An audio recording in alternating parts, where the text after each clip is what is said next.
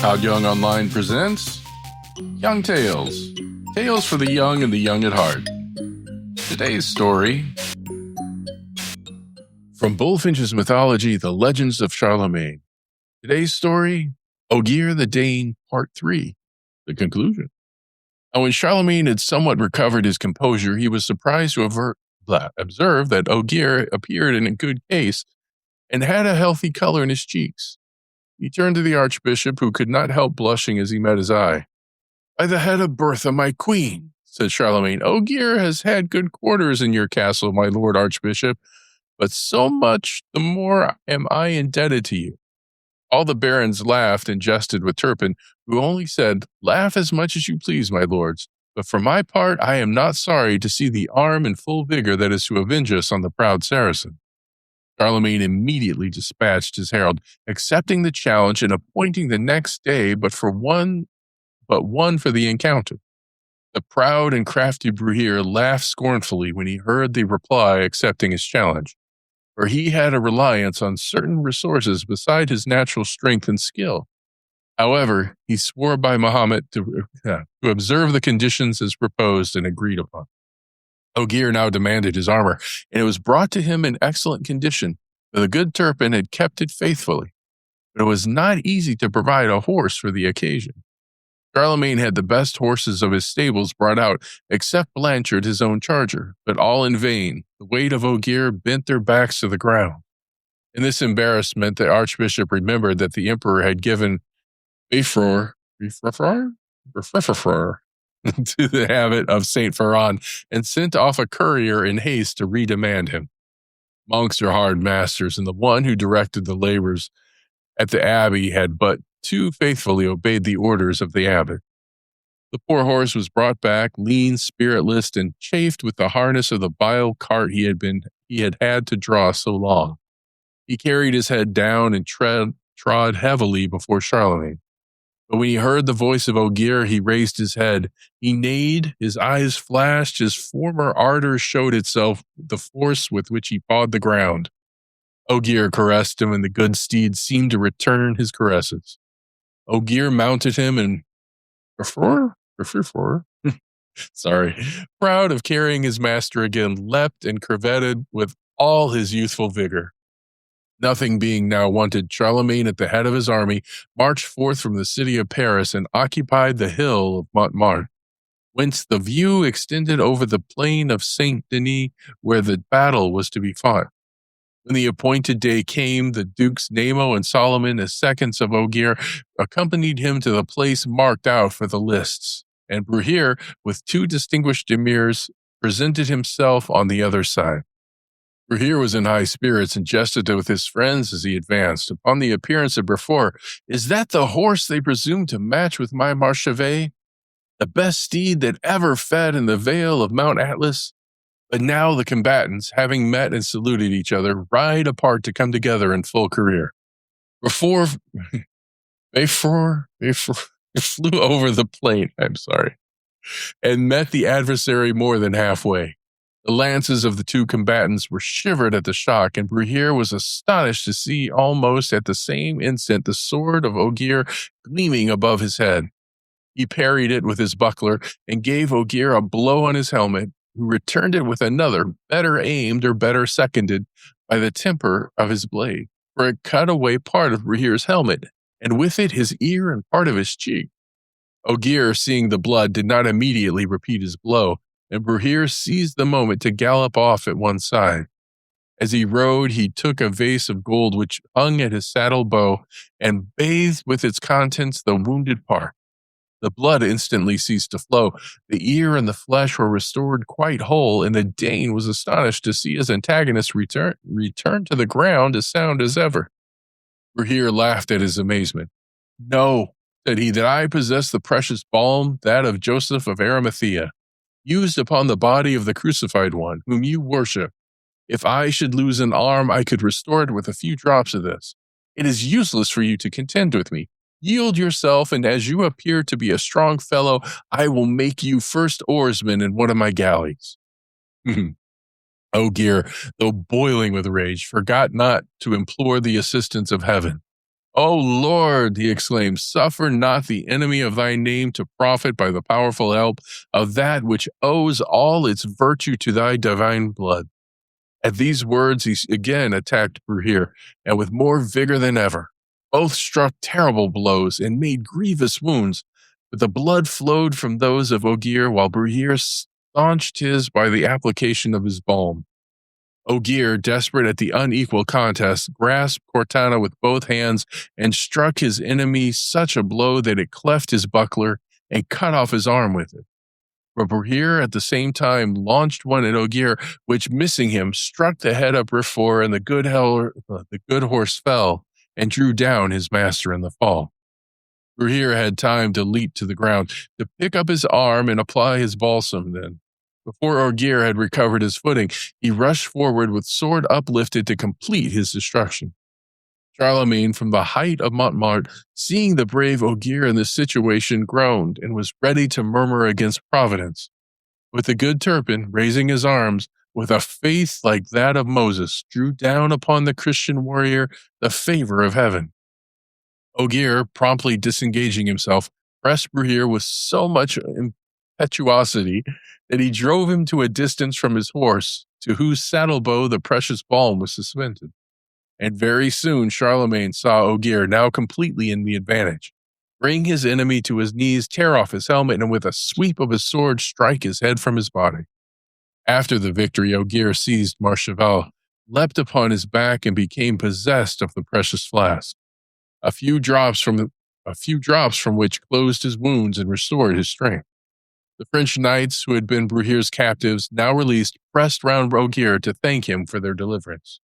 Charlemagne and his nobles, as soon as their attention was relieved from the single combat, perceived from their elevated position an unusual agitation in the enemy's camp. They attributed it at first to the death of their general, but soon the noise of arms, the cries of combatants, and new standards which advanced disclosed to them the fact that Bruhier's army was attacked by a new enemy. The emperor was right. It was the brave Carahue of Mauritania, who, with an army, had arrived in France, resolved to attempt the liberation of Ogier, his brother in arms. Learning on his arrival the changed aspect of affairs, he hesitated not to render a signal service to their emperor by attacking the army of Bruhier in the midst of the consternation occasioned by the loss of its commander. Ogier recognized the standard of his friend, and leaping upon Marchevet, flew to aid his attack. Charlemagne followed with his army, and the Saracen host, after an obstinate conflict, was forced to surrender unconditionally. The interview of Ogier and Carahue was such as might be anticipated of two such attached friends and accomplished knights. Charlemagne went to meet them, embraced them, and putting the king of Mauritania on his right and Ogier on his left, returned with triumph to Paris. There the Empress Bertha and the ladies of her court crowned them with laurels, and the sage and gallant Eginhard, chamberlain and secretary of the emperor, wrote all these great events in his history. A few days after, Guyon, king of Denmark, arrived in France with a chosen band of knights and sent an ambassador to Charlemagne to say that he came not as an enemy, but to render homage to him as the best knight of the time and the head of the Christian world. Charlemagne gave the ambassador a cordial reception, and mounting his horse, rode forward to meet the king of Denmark. These great princes, being assembled at the court of Charles, held council together, and the ancient and sage barons were called to join it. It was decided that the united Danish and Mauritanian armies should cross the sea and carry the war to the country of the Saracens, and that 1,000 French knights should range themselves under the banner of Ogier the Dane, who, though not a king, should have equal rank with the two others. We have not space to record all the illustrious actions performed by Ogier and his allies in this war. Suffice it to say, they subdued the Saracens of Ptolemais and Judea, and, erecting those regions into a kingdom, placed the crown upon the head of Ogier. Guyon and Carahue then left him to return to their respective dominions. Ogier adopted Walter, the son of Guyon of Denmark, to be his successor in his kingdom. He superintended his education and saw the young prince grow up worthy of his cares. But Ogier, in spite of all his honors of his rank, often regretted the court of Charlemagne.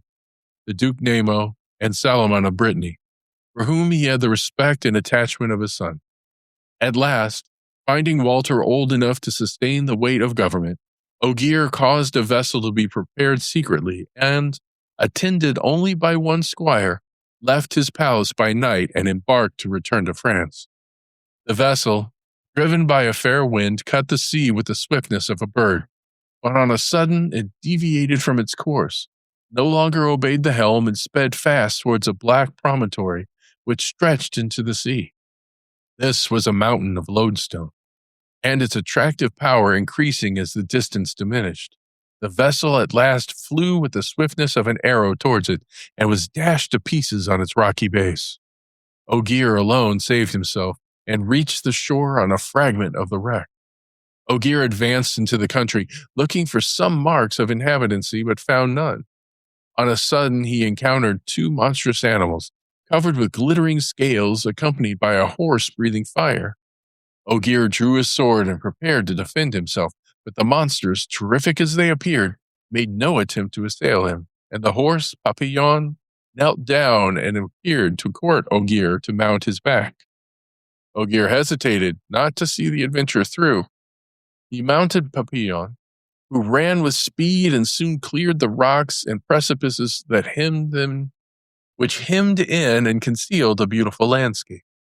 He continued his course till he reached a magnificent palace, and without allowing Ogier time to admire it, crossed a grand courtyard adorned with colonnades, and entered a garden where, making his way through the alleys of myrtle, he checked his course and knelt down on the enameled turf of a fountain. Ogier dismounted and took some steps along the margin of the stream, but was soon stopped by meeting a young beauty, such as they paint the Graces, and almost as lightly attired as they. At the same moment, to his amazement, his armor fell off of its own accord. The young beauty advanced with a tender air and placed upon his head a crown of flowers. At that instant, the Danish hero lost his memory. His combats, his glory, Charlemagne, and his court all vanished from his mind. He only saw Morgana. He desired nothing but to sigh forever at her feet. We abridge the narratives of all the delights which Ogier enjoyed for more than 100 years. Time flew by, leaving no impression of its flight. Morgana's youthful charms did not decay, and Ogier had none of those warnings of increasing years which less favored mortals never fail to receive.